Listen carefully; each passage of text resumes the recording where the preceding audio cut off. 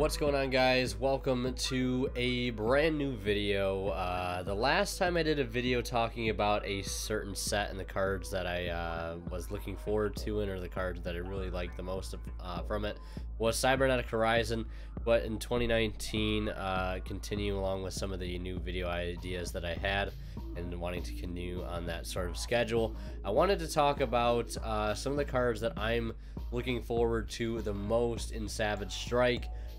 They might not be the cards that everyone else is looking forward to, mainly just the cards that I'm personally looking forward to, but most of these cards I feel like everyone is also looking forward to, and you'll see that here in a moment. But we're gonna go ahead and get started. Don't forget to check out our sponsor, Imperium Duelist, and hit me up on any of these social medias here. If you haven't already, highly recommend joining Discord and following on Twitch. If you haven't already, let's go ahead and get started with the first card.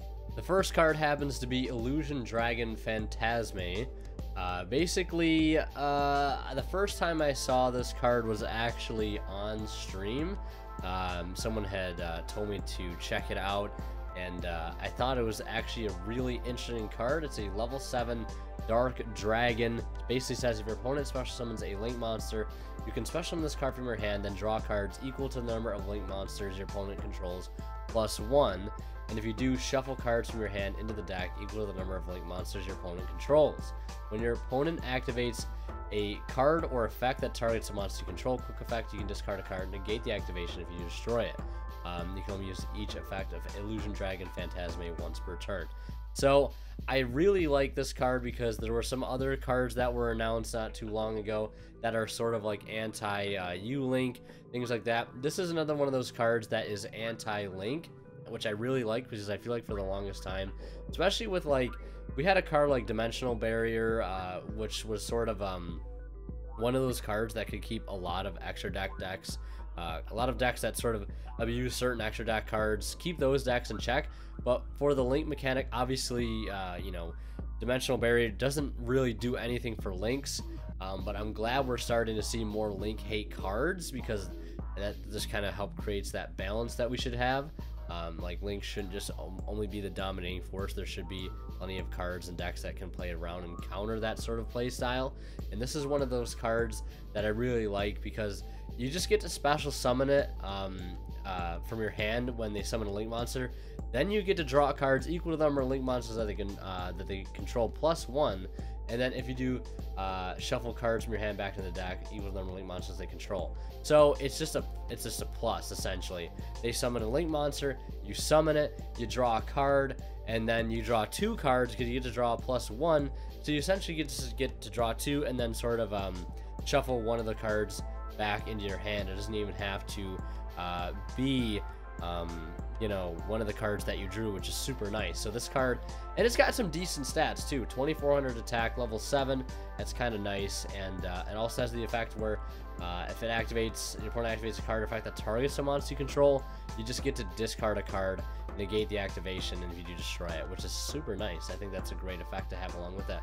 That's like something that is a decent obstacle to put on field for your opponent to have to deal with at that point if they're not really expecting it. So this could be actually a pretty decent card going forward, and I'm really looking forward to it, and hence that's why it's in the video.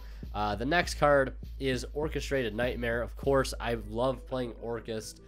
Some of you guys might really like playing the deck as well. And if you haven't tried playing Orcust, I highly recommend checking out the Orcust deck profile I did and the test hand video.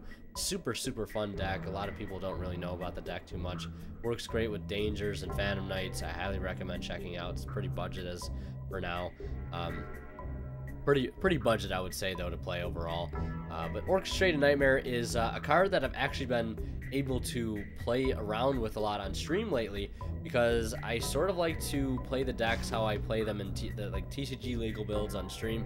I don't like to throw in too much like cards and mess around with them. You know, sometimes I take you know, there's exceptions, but I don't like playing with cards that we have no idea when we'll get them and things like that.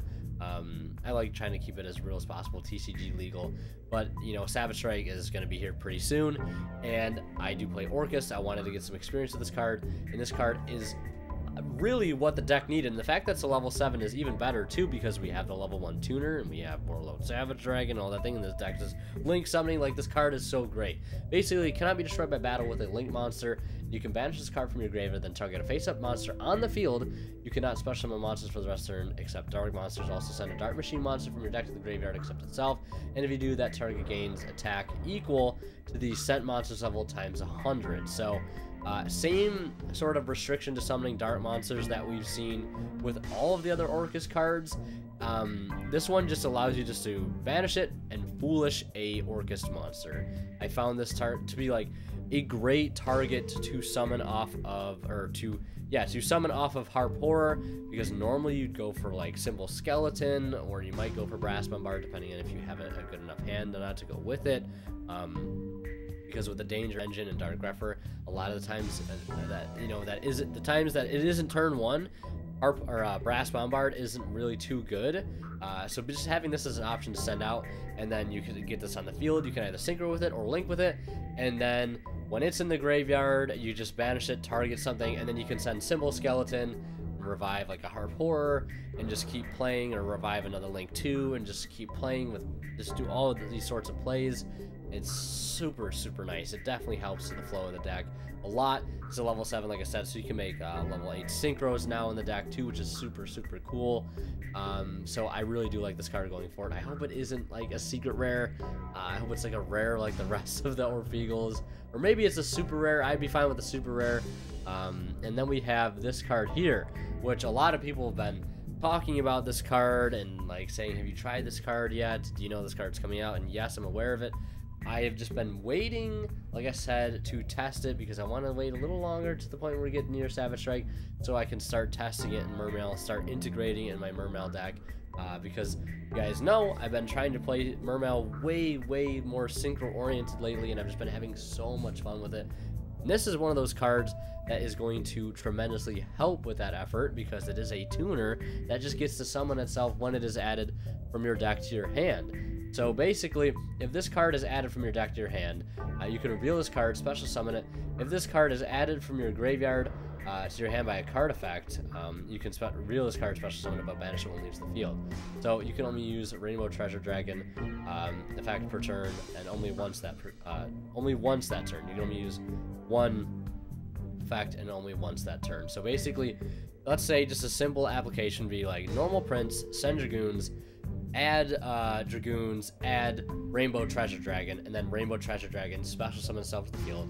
You now have a level 5 tuner on your field, which goes right into Coral Dragon, goes right into Bryonic, goes right into Mistar Boy, goes right into Needle Fiber. Like, it's so nice. This is such a fantastic card.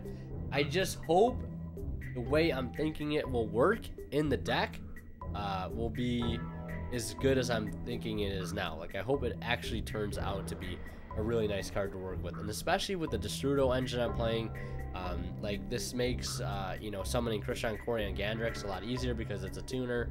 It's level 5. Same thing with Sea Monster Theseus, why that's such an easy interaction to go into Krishan Corian Gandrix, which is a huge power play for the deck.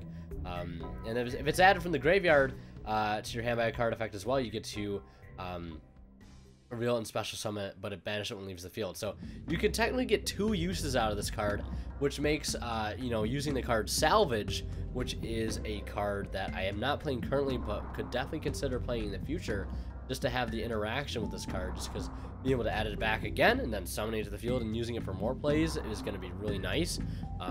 I'm looking forward to that. It's just going to be super fun to test out. I already had some people tell me that they really like it. Some people say they don't. The only thing I have to say about this card, I wish it wasn't a level 5. If it was like a level 4, that would be super nice. Or maybe a level like 7. I don't know. It'd be kind of cool to see if it was a slightly different level, but 5, I'll take it. It works well with Prince and all that type of stuff. So I'm really happy and looking forward to this card. Next, Borreload Savage Dragon. Who would have guessed? I'm looking forward to this card. It's obviously going to be a really fantastic card to have in your arsenal going forward, and it's a generic level 8. Like I said, it's going to be really fun to use in DDD, really fun to use in Orcust because of that interaction. Like, the deck already summons out so many link monsters. It can go into level 8 Synchros now with Orchestrated Nightmare and Brass Bombard. Super fun. You guys all know what this card does. If it's Synchro 7, you can equip a link monster from your grave to your to this card. And you place Borreload counters on it equal to the link rating. Gains attack equal to half the attack of the monster equipped by this effect. When your opponent activates a card effect, you can remove a Borreload counter from this card, negate the activation, and you can only use that effect of Borreload Savage Dragon once per turn. So, like, normally in the past with DDD, and I'll just bring this up as a quick example, normally in the past, you would just end on, like, Crystal Wing Siegfried, which would be an option, but now you can end on, like, Crystal Wing and Borreload Savage Dragon, which is just, like, so nice. And again, just having the option to make this card in any deck now is going to be nice. You can play it in Mermail. I could play it in DDD or Orcust. It's just going to fit into a lot of decks. Definitely going to pick it up. Cyberse Quantum Dragon is another card. I don't know if too many people like know about this card. I haven't seen it talked about too much. A lot of people really talk about Savage Dragon, and they should. It's another Borreload monster. All the Borreload monsters, most of them have just been fantastic. Borreload, Borreload Sword. Now Borreload Savage. I hope we get another really nice Borreload card after that, sort of see the saga continue. But this is another super cool card too, because in Mermail I make a lot of level 7s. Yazi, Gungnir was playing Black Rose at one point, and the Destrudo engine just makes level 7 synchros for days. So like having this card, especially in a going second deck like Mermail, is super awesome. And it says basically while you control a link monster, your opponent's monsters cannot target other monsters you control for attacks. Also, your opponent cannot target other monsters you control with card effects. So, like if you got a link monster, your whole field is protected from just general targeting, and cannot be targeted for attacks either, other than this card. So yeah, while you control link monster, your opponent's monsters cannot target other monsters you control for attacks. So they have to go for Quantum Dragon if you have a link monster, in which most cases you usually will. And then it says once per turn at the start of the damage step, if this card battles an opponent's monster, you can return that monster to the hand. If you do, this card can attack once again in a row. So right into damage step, bounce it back, and then it can attack again, and bounce. Well, it's only a once per turn effect, so my bad, but you just still get to remove a card by its bounce effect, and then it can run over something. So like in Mermail, like that's a huge effect, and I think it's going to be like a staple going forward in Mermail. I don't know what I'm going to cut. Like I kind of just wish I could just throw it in there as an extra card. I don't know at this point, but it's definitely going to end up in there. Definitely going to end up in DDD as well. Just all around really nice card. I could play it in the Orcust deck as well, because with there's different ways you can make different synchros in there, like using 2 level 3s, a danger, and the symbol skeleton with the Brass Bombard could go into Cyberse Quantum Dragon too, so that is an option. Of course, the new Orcust Link monster, which I talked about in an open game state video, which has or hasn't gone up yet. I'm not sure what order I'm going to upload these videos in. And then the last card, you guys might have guessed as well, as Pot of Indulgence. Basically a fantastic draw power card for a lot of decks. There's tons of decks that are going to benefit from this, and one of my own, which is Phantazmay Spiral. This card is going to help that deck out greatly, and I'll probably update that profile once we get this card, because it's going to help it out tremendously. I hope it isn't super expensive, because I think having a playset of this card would be nice. At the start of your main phase, banish 3 or 6 face down cards from your extra deck randomly face down, then draw a card for each 3 cards banished this way for the rest of the turn. After this card resolves, you cannot draw cards by card effect. So I think inherently this could probably place Demise, because it just works a little better. That's my opinion.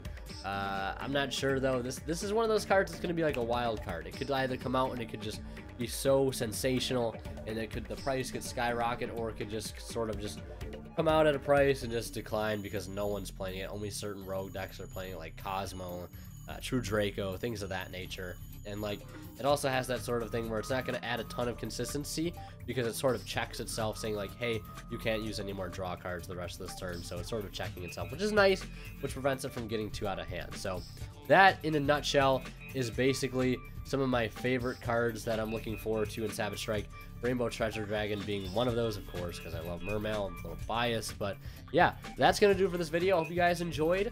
Hope you're having a good one. Leave a like if you enjoyed. Don't forget to check out Imperial Duelist down in the description. Follow me on Twitch and Discord, all that stuff. Much love. Hope you guys having a good one. Like I said, as always, Mermail signing out. We'll see you in the next one.